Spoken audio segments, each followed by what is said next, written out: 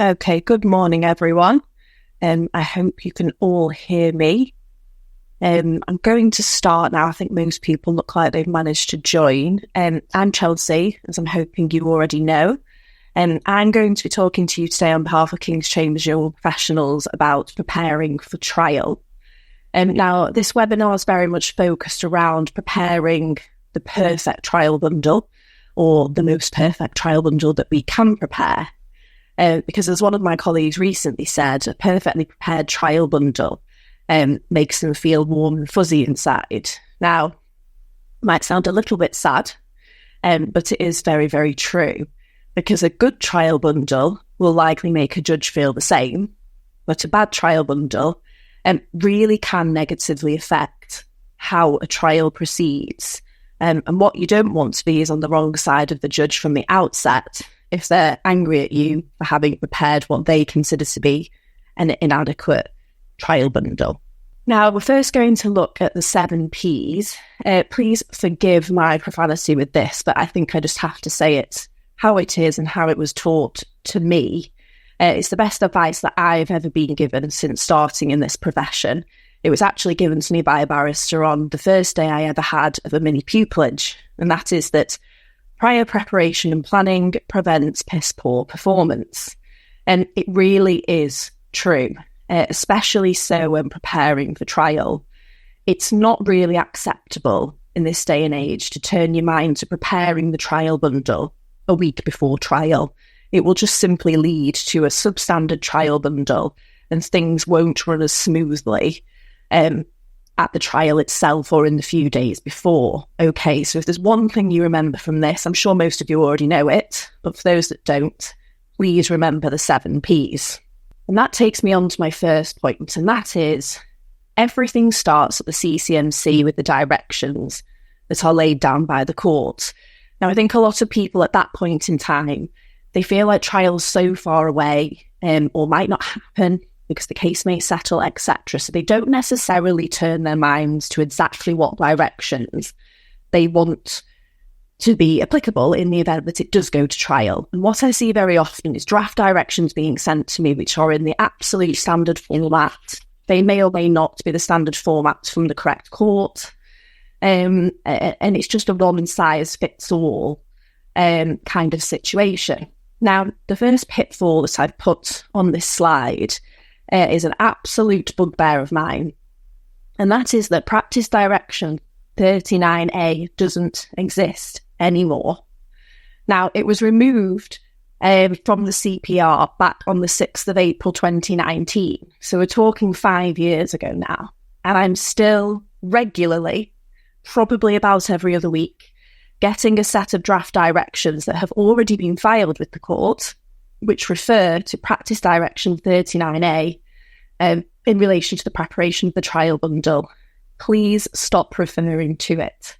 Half the judges out there don't know it's gone either, so they'll just let it go, and then nobody knows what they're doing, because when they ultimately go to look at practice direction 39A, it isn't there. The other half definitely do know, and it really, really winds them up when it's contained in draft directions. So if we can get the correct starting point, then at least we can get the right directions at the CCMC. So the correct starting point at this point in time is CPR 39.5 and practice direction 32, specifically paragraph 27. So always start there.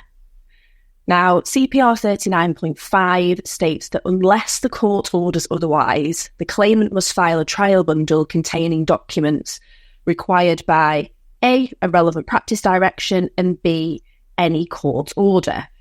Also, the claimant must file the trial bundle not more than 7 days and not less than 3 days before the start of the trial. Now, I've emphasised, unless the court orders otherwise. The court will order otherwise, and regularly does order otherwise, because it's not simply a case of one size fits all. It simply can't be the case that a small claim, a fast track, an intermediate track, a lower value multi-track or a high value multi-track are going to be dealt with the same. They're just not going to be dealt with the same. So I wouldn't expect to see all the same directions in every single set of draft directions that I'm provided with for CCMC. So please consider what sort of case you are dealing with, not just the track, but also in particular the value, the issues, and what directions actually do need to be included. Don't just get hold of the standard draft directions. Great starting point, but please amend them so they're actually specific to the case that you are dealing with. Now, Practice Direction 32, paragraph 27 goes into a bit more detail about how the trial bundle is prepared, what documents should be included. I haven't included it on this slide because we're going to move through that in the course of this webinar, but please reference it so that when you are starting off, you can go straight through to that paragraph. Now, also, if you want to note, in relation to small claims, you're looking at Practice Direction 27A, Appendix A. If you're looking at Fast Track and Intermediate, you're looking at Practice Direction 28. It's quite a short practice direction. It's helpful to read it all. And then, of course, in my line of work in particular, which is what I'm focusing on, of course, we've got the Chancery Guide, look at Chapter 12. We've also got the Commercial Court Guide. It's Section J and Appendix 7. So they're the starting points, but please feel free to amend any form of draft or original directions coming from the practice directions and to ask the court to order otherwise, because they can and they will do where they think it's appropriate. Now, when we're considering the directions for the trial bundle in particular, we need to ask ourselves, well, who is going to create the trial bundle? It's usually the claimant in most cases. But of course, if, for example, the claimant is a litigant in person and the defendant is legally represented, it usually makes sense for the order to be that the defendant will prepare the trial bundle. So please turn your mind to that rather than simply trying to force the standard order, in my example, on a litigant in person who, let's be honest, is ultimately going to produce a substandard trial bundle. The next question is, when is the bundle to be lodged? Now, most of the draft directions start by saying not more than 7, nor less than 3 days before the start of trial. That can often be absolutely fine. Personally, I find that I like not more than 14, but not less than 7 days before. Because what this does, it means that at an absolute minimum, by 7 days before the first day of trial, the bundle is done. It's prepared. Counsel has it. The court has it. We all know what we're working from. And it's particularly helpful, of course, to counsel when dealing with skeleton arguments, because they can finalise any references, because, of course, it's helpful if a skeleton argument contains the correct trial bundle references, so that when the judge comes to read, either the day before, the morning of, the first documents they're going to read are the skeleton arguments, and they will follow the references from the skeletons through to the trial bundle, okay?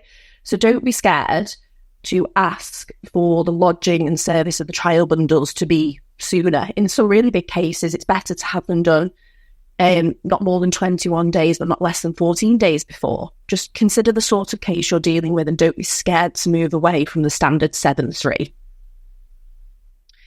Now, the next question is, how is it to be prepared? Now, it's usually to be prepared by agreement. I think that's pretty much in all cases now. The parties really need to be collaborative and try and do it together. Also, you want to include reference within the draft directions themselves to how it's being prepared, in the sense of refer to it as an indexed, paginated, and I often include now hyperlinked bundle, because most of the guides, especially the Chancery Guide and the Commercial Court Guide, they actually provide for only electronic bundles to be used unless the court asks for a hard copy. So the starting point really is, let's think about how we're preparing these electronic trial bundles. So it might not be enough to simply say index and paginated anymore. I think index, paginated and hyperlinked is probably going to be more appropriate, and just remind the claimant or the other party when they come to preparing it that this is an electronic trial bundle that they're focusing on, at least in most cases. Now, the last question you need to ask yourself is, what does the bundle need to assist the judge? I'm not talking about all the substance at this point. I'm just talking about what needs to be included in the directions at the CCMC. And what's usually included is, for example, does it need to include a case summary? Does it need a chronology? Does it need a cast list? Are there lots of parties involved? List of issues, usually necessary in most cases, unless they're very simple. Are there any really specific maps or diagrams that absolutely must be included, so we need to reference them in the directions themselves? And of course, don't forget a suggested trial timetable. Now, I've put together, this is just an example, so please don't always use this, but it's a good example of how you can move away slightly from the draft directions that are often provided to adapt them to your own case. So in this example, we've got not more than 14 nor less than 7 days. I find I use that the most. It's the claimant lodging the bundle with the court and serving on the defendant. As I've stated, I've referred to an indexed, paginated and hyperlinked trial bundle just to focus the minds of the party when they come to read this order. The party shall endeavour to agree the contents of the trial bundle. Use the word endeavour. I think must. It's quite difficult sometimes because it's not always possible to agree it, but hopefully in most cases you can. And then, of course, I've got in this example, the trial bundle shall include case summary, chronology, list of issues, and suggested trial timetable. I've not included a cast list. In this example, not necessary. We've got one claimant, we've got one defendant. Not many other parties involved at all. We don't need it. Don't waste your time referring to documents because sometimes they're referred to if they're not going to help your specific case. Now, that takes me to point 2, which is the trial bundle and the approach of the trial bundle. This is just a really helpful quote from a recent-ish case called White, Winston and Mahon. And the court in that case essentially stated that the trial bundle is a building up from nothing, not a sitting down from everything approach. So if you're sitting down for the first time, especially if you are a trainee or someone who is coming to this just to prepare the bundle, you haven't necessarily dealt with the case up until this point, please don't sit down with the whole file and every single document scattered in front of you and then start deciding what to take out. Sit down, write a plan about what the bundle needs to contain, get yourself an empty file and start building from nothing, okay? Because it's easier to build than it is to thin. You tend to hesitate more when you're thinning than when you're building. So I personally just think that this is a really good way to look at the approach of dealing with how to prepare a trial bundle. We're now on trial bundle and style, so how the trial bundle should appear and function. I've stated looks really are everything. They are. If the trial bundle looks pretty, you are one step closer to making the judge very, very happy, and definitely counsel.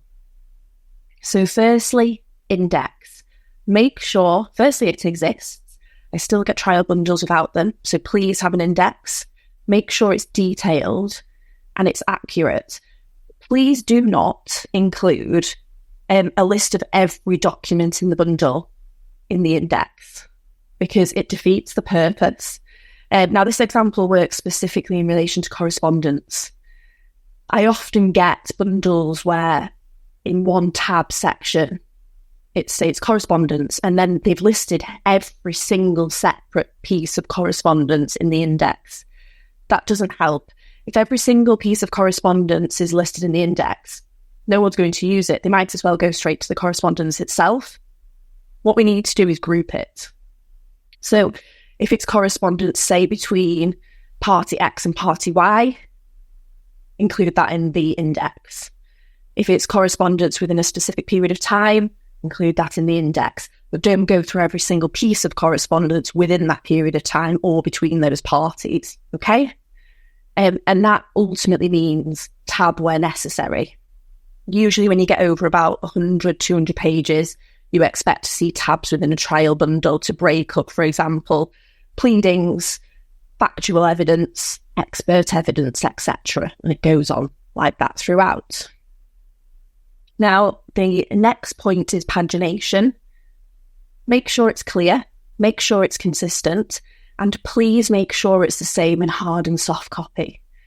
Judges are getting very, very frustrated about how sometimes counsel is using hard copy, sometimes they're using soft copy. Same with the judge, and you can end up with people a couple of pages out every time, and it's just a bit frustrating, especially in cross-examination when a lot of references are being made and you're jumping from one page to another. If that's happening, but the judge is always 2 or 3 pages off, it really can knock off the flow of what's happening. So if we can just make sure that hard and soft copy match, then everybody is literally on the same page. Now make sure the pagination is on the bottom right-hand corner. It just makes it easier when flicking through. You don't have to lift up the whole page to be able to see to the other side or to the middle. Please, no handwritten numbers. I still get trial bundles where some poor solicitor has sat there and written number 1 circle and gone all the way through to page 500. Please do it electronically. It's easier to read. It saves a lot of time. Okay. Old numbers and pagination need to go.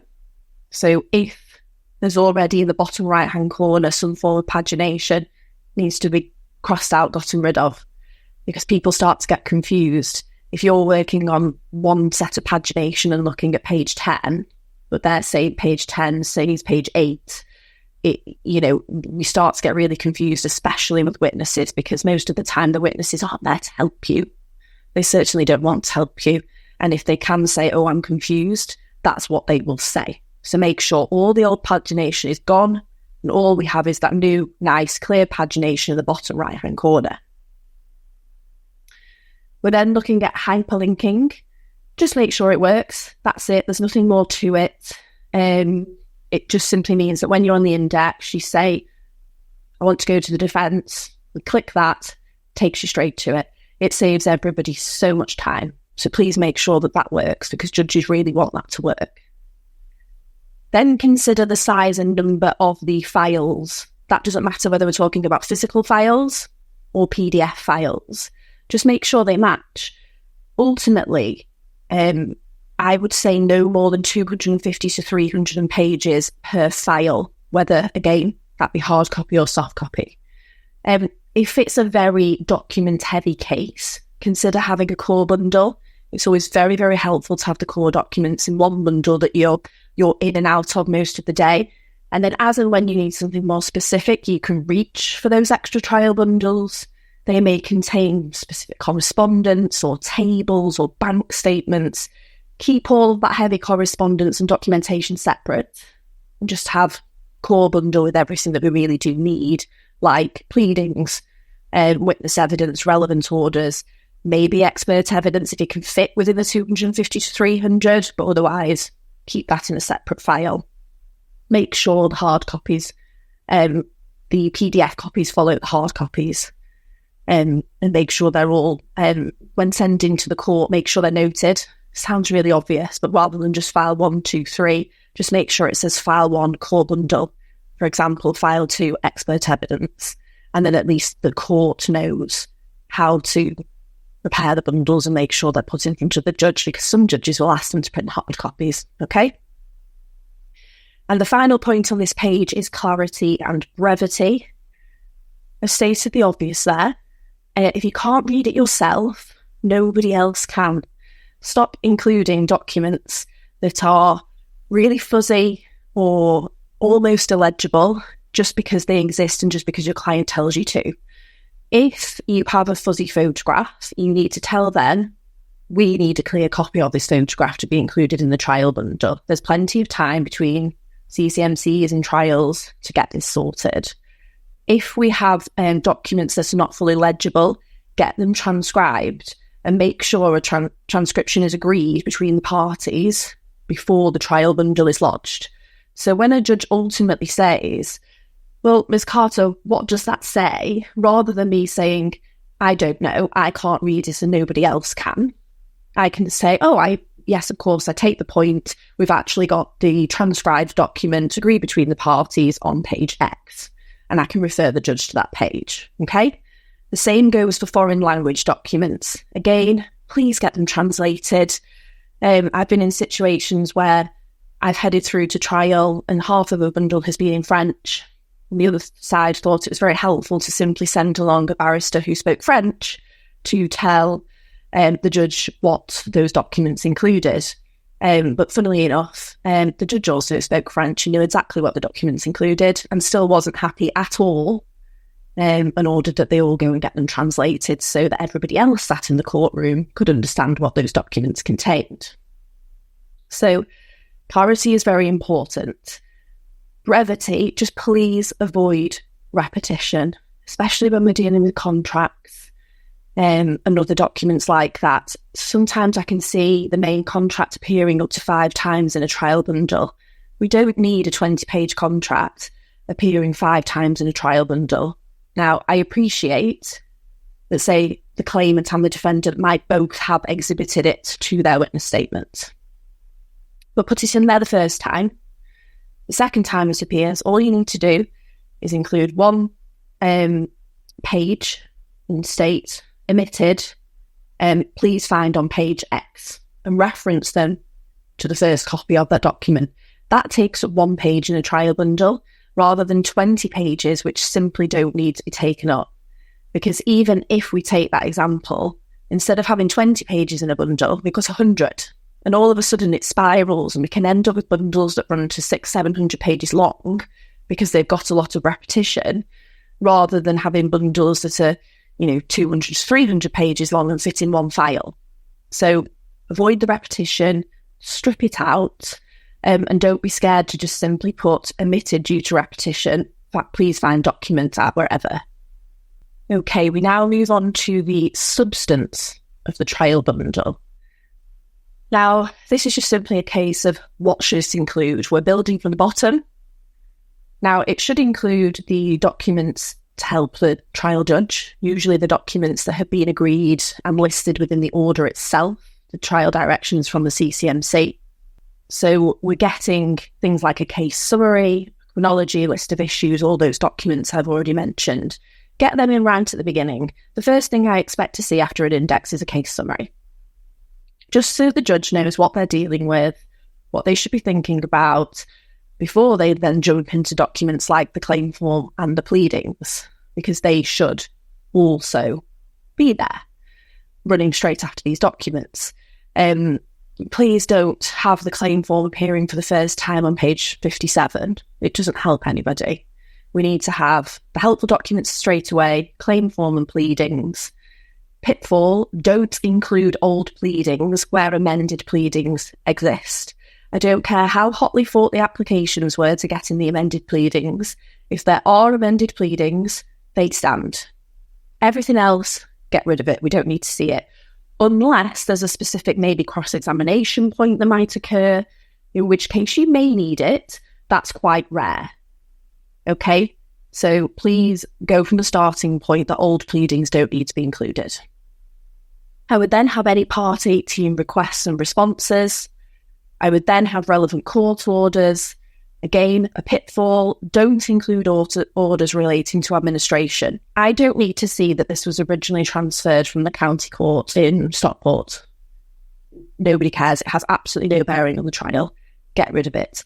Only the relevant orders, like the CCMC order, that has all the directions through to trial. Then have all the witness statements relied on, any notices regarding evidence, hearsay notices, for example, any expert reports, and of course, any other relevant documents. This is where people panic. There's no need to panic. You just need to be bold and make executive decisions with it. I put here pitfalls because I think it's a helpful list to have in front of you, especially if you haven't prepared many trial bundles before. Don't include copies of old applications and statements. If there's been a strikeout application, whether it be a week before, a year before, and the statements to go with it, they're not the trial documents. They're not the trial statements. Get rid of them. We don't need disclosure lists. Doesn't help anybody. We don't need allocation questionnaires. We don't need directions questionnaires. We don't need irrelevant correspondence. This usually at trial means solicitor to solicitor correspondence. Unless it has any bearing on the actual substance of the case, get it out. Doesn't need to be there. Don't include repeated email chains, because sometimes you have a relevant email and the next page you have that email with the other new email above it. Next page you have the 3 emails, then you have the 4, then you have the 5, and it goes on, and all of a sudden you're running into hundreds and hundreds of pages. And actually, ultimately, you've probably read 10 to 15 relevant emails, but all the chains are coming underneath. Get rid of them. Try and keep it to maybe 1 email per page. Of course, if it's a 2-page email, per 2 pages, and keep it chronological. I don't want to see the same email over and over again. Let's just see it once so that we can simply read through, because a lot of the time you end up going backwards and it just doesn't feel natural to go backwards through a trial bundle, trawling through all these extras. And that leads me to the last point, including long email. I've referred to them as antivirus and confidentiality warnings. Solicitors have a lot of warnings on the bottom of their emails, and sometimes it can take up a few pages just for their logos, their prizes, antivirus, confidentiality, etc. Just strip it out. It doesn't matter if it's a bit, but if it's taking sort of a page or 2 every time, again, your trial bundle's just going to build and build for no reason, so please remove them. So that's just a simple list that I've put forwards.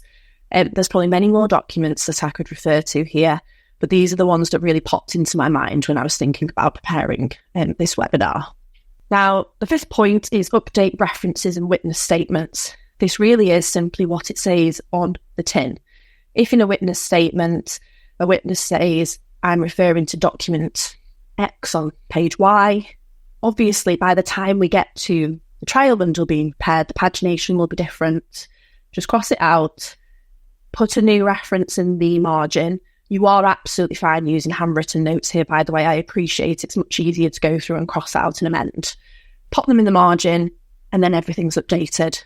Very simple, but I would say 8 times out of 10 it's probably missed. And it usually takes counsel to work through them during their trial prep to note where these documents are themselves, so that when the judge is looking at it, they can refer them to the correct page. But what we need is for the judge to be able to do that on their own, not only when they have counsel physically in front of them. Very helpful. And when a judgment is reserved, you want the judge to be able to sit with that trial bundle on their own and work through it without having counsel stood in front of them helping them. Okay? Now, point 6, trial bundle, how to reach agreement. This is probably really easy, but I just thought I'd include it just so it's there. Start your preparation early, 6 to 8 weeks before trial. Most of the guides provide for everything to start at least 6 weeks before. So like I said, don't turn to it a week before, because it's not going to help anyone. You need to be providing a draft index to the other side. Just politely invite comment or agreement, see what they say. Try not to be argumentative. Try not to be demanding. Be more suggestive. Make proposals and invite them to accept. It's a collaborative process, and although we might be butting heads, this is something that we don't need to butt heads on. You know, trial bundles don't win cases for people, but they certainly make them run more smoothly. And if there's a lack of agreement over a specific document or a set of documents, ask yourself, is there a need for a separate unagreed bundle? So it might be that you have the main trial bundle all agreed, fine. It might be that you have one very small bundle with, say, 3 documents in that you're not currently agreeing on. Put it in a separate bundle, mark it as unagreed, and then it can be dealt with as a matter of housekeeping at the outset of the trial as to whether or not those documents are going to be considered by the judge. Okay? And at point 7, keep offers and costs separate. Should be so obvious that it goes without saying, but sometimes it's a little bit difficult. What we don't want to see in a trial bundle, of course, is without prejudice correspondence, discussions regarding settlement, correspondence between solicitors relating to cost points and conduct points, and other irrelevant correspondence between solicitors. I'm not saying it's irrelevant overall, I'm just saying it's irrelevant for the trial itself. That all needs to go in a separate cost bundle that can be dealt with at the end of trial, But let's be honest, it's usually going to go to a detailed assessment. So it'd only be on the principal points that you're going to include in that bundle. I say it goes without saying because it's really obvious, but sometimes it's quite hard. You have to make sure you've read all of the correspondence, especially when you've got these email chains, because sometimes it might be that the original email was marked without prejudice. And then ultimately we're going through all these emails and you're not necessarily seeing obvious references to it being without prejudice. But if you read paragraph 17 of a long email, it's very clearly going towards settlement. And we need to make sure that those emails aren't contained in a trial bundle because we don't want the trial to fall apart. We need the judge to remain in a position where they don't know what's going on in the background and all they're dealing with is the substance of the case itself. Now, point 8, creation of trial documents. This is simply my terminology. It's not proper or accepted terminology. I refer to the helpful documents that assist the judge and that are referred to in CCMC directions as trial documents. So again, we're looking at case summaries, chronologies, cast lists of issues, any maps or diagrams in a specific case that have to be there, suggested trial timetable. Now, my first bullet point is just to say the starting point, if possible, the claimant should instruct their trial counsel to draft them. Trial counsel will be the most objective at this point in time. They will find it much easier to put together a objective case summary.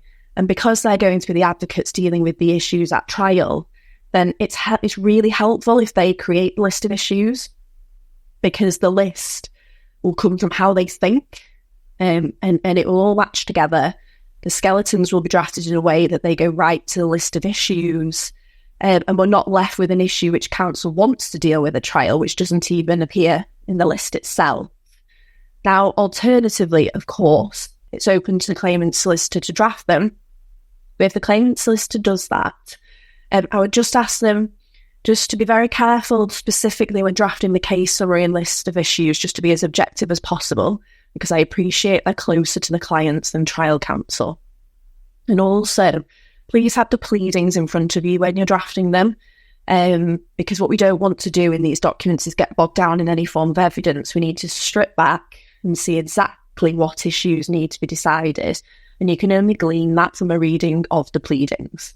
So have them in front of you. Also, if the claimant's solicitor has drafted them, I think it's always sensible to run them past trial counsel, even if it's just for a once read through, just to say, yes, everything appears okay, or no, there's nothing really obvious missing. Okay, so that might be one way that the parties choose to deal with it. Please provide copies of the draft trial documents to the other side in advance of the deadline, inviting comments and agreements. If you've kept them very objective, that's usually quite easy. Please don't send them to them a couple of days before trial saying, here are the documents, you've got 3 seconds to respond with your comments. I say 3 seconds, but that's what 3 days feels like in this world. Just give them long enough, okay? Usually I would say provide them and you would expect a response within a week, within a working week. Obviously, if you send it on a Monday, you would expect a response by a Friday. And I've already touched upon the last point, which is remember that the trial documents are intended to be objective. That doesn't mean that you can't include the two sides. It might be that in the background in the case summary, the first sort of 6-7 paragraphs are all really easy because they're all agreed facts. If we then get to a point where there's, say, whether or not a meeting took place on a certain date, it can simply be stated, it is the claimant's position that a meeting took place on X date. It is the defendant's position that this meeting did not take place on that date. You can just simply put out in black and white both sides' positions. Don't just include your own position, because when you do, you'll send it to the other side and they'll come back in quite aggressive saying it's not objective, we don't agree to it at all. And then they'll start drafting their own documents. And that's when we end up with 2 sets of trial documents that really aren't doing what the judge needs them to do. They need both sides to be put together so they know exactly what are the agreed facts, what are the unagreed facts, and what are the list of issues that they need to decide. Now, point 9 is skeleton arguments. Pitfall at the top, please allow trial counsel adequate time to draft the skeleton, because a well-drafted skeleton is so, so helpful, to the point where I can often hear when a judge is reading from my skeleton in a judgment. All counsel can recognise when a judge is reading from their skeleton, and sometimes they even just directly reference the paragraphs of the skeletons in their judgment, okay?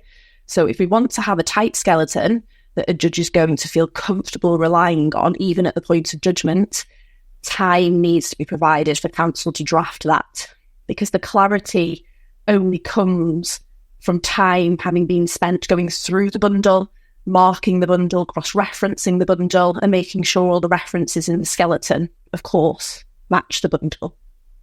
So when contacting counsel's clerk to book them in for trial, although it might seem miles and miles in front of you, inform them of the deadline for the skeleton argument, because what they will do, I don't know if solicitors, I think our diaries look the same, but we make sure that the same way as a trial would go in our diary, a skeleton argument will go in our diary as well, and it will flag.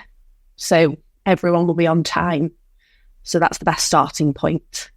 Another pitfall, please remember you're working with clear days. If it's 3 clear days, make sure it's 3 clear days, and you're telling them the right date, not just the date that happens to be 3 days before the trial. Okay, I won't say any more on that. I think most people understand that. But just to say, please remember, because otherwise you'll be getting snooty emails back from the court saying the skeleton argument is late. Now, provide counsel with a trial bundle as soon as you are able. If you're having difficulties agreeing it, and you're not necessarily going to meet the deadline for having a fully prepared trial bundle, just at the very least provide a draft. A working draft is fine, because it at least assists counsel to start preparing, and then by the time they've finished the skeleton, if the full trial bundle is ready to go, they can go back in, cross-reference, and then hopefully we're all ready to go on time and in accordance with the directions. If there's anything in particular that a solicitor or a client wants counsel to include, tell them that in the instructions. Please don't wait until afterwards, because sometimes it can really flick how you're thinking about things, and it's easier to have that in your mind as you're drafting. So don't be scared to be quite specific as to what you would like to be included, because counsel will always include it, or they will discuss with you why they're not going to include it. That takes me to the point, remember a skeleton should be skeletal, not completely, but the actual chunky flesh is only going to be added to the bones during submissions, so we can't include everything. And the last point is, of course, remember to prepare a joint bundle of authorities where required. We don't want to have 2 separate bundles of authorities that counsel are referring the judges to, because you just end up with files being moved across, or too much scrolling, or give me a moment, my system's logged me out, I need to get back into a different bundle. Now, point 10 is remember to provide bundles for witnesses. It is so often overlooked. You can have the best trial bundle that you've ever prepared, but it's not helping anybody if a witness doesn't have one, because cross-examination has to take place. Counsel has used the trial bundle to prepare cross-examination, and there simply has to be one. So just make sure that the correct number of bundles is being sent to the court. And I would say, solicitors that are going along to the first day of trial, just take a spare hard copy as well. Even if you have, just take a spare, and then just in case someone somewhere has lost it, let's be honest, the court, you can hand up a spare trial bundle. And my final point, sorry we've gone over by a few minutes, but my final point is comply with deadlines. Ironic, given this I'm 10 minutes over how long this webinar should be. But comply with deadlines. If the party responsible for preparing the trial bundle, usually the claimant, doesn't do it, I know it's really, really annoying, but as the other side, please seriously consider doing it yourselves. I know there are cost implications, I understand that, but costs can always be argued. What can't be argued is a trial without a bundle. And although the court will look more unfavourably upon the claimant who should have prepared it, they will also look unfavourably upon a defendant who knows that they've not complied, but they've sat there for 3 weeks and done nothing and just turned up and said the claimant hasn't prepared it. That doesn't help anybody. Let's try and keep things moving, and we can deal with any arguments over costs when the court turns its mind to costs. Last pitfall, avoid the scattergun approach, especially when trying to comply with deadlines.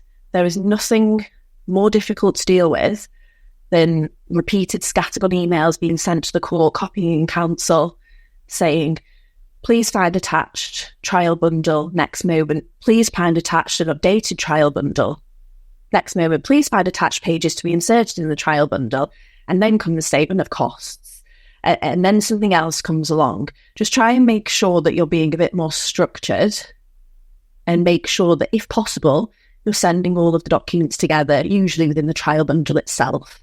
If you're sending updated documents, be very clear in the cover email or cover letter exactly what those documents are, where they need to be, and whether they replace any other documents that have already been lodged.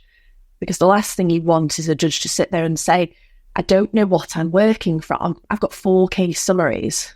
2 say agreed, 2 don't. One's from the claimant, I don't know who the other one's from. So just make sure that everything is correctly labelled, identified, and try and keep those emails down to a minimum so the court doesn't get confused. Now, that brings me to the end of this webinar. Thank you so much for listening. I appreciate I've gone over by 10 minutes. What I would say, if you've got any questions, of course, pop them in the chat or question and answer function. I'll read both of them. But also just have a think if there's any further topics you would like me to cover at any point this year. I've already considered I'd be happy to do a webinar on preparation for an appeal, if that would help. Or specifically, we could do preparation of an appeal to the Court of Appeal. So let me know what you think, because I'm happy to prepare anything if there's enough people that think that it's going to be helpful. Okay? So that brings us to the end of this webinar. I hope you all have a fabulous day, and I'm sure I will be speaking to some of you soon on a case or in another webinar. Thank you very much.